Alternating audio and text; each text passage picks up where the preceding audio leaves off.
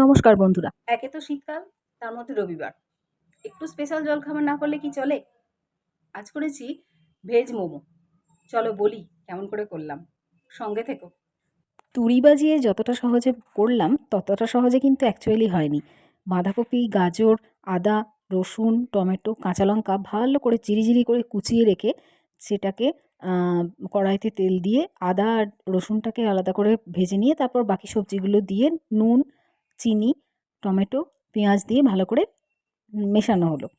ঢাকা দিয়ে ওই মিনিট 10 মতন রান্না করা হলো, যাতে ওই 60 থেকে 70% মতন রান্না হয়ে যায়।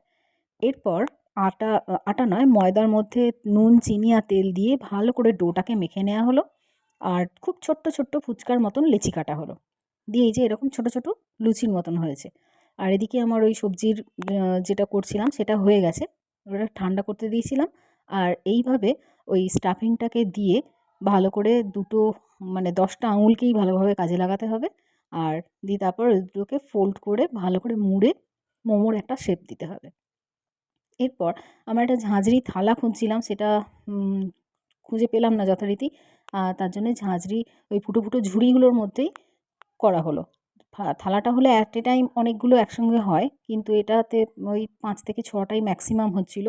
সেইজন্যে একটা কড়াইয়ের মধ্যে একটা স্ট্যান্ড দিয়ে জল বসিয়ে ওই ঝাঁঝরির মধ্যে একটু তেল গ্রিস করে বেশ কয়েকটা মোমো পরপর দিয়ে রাখলাম।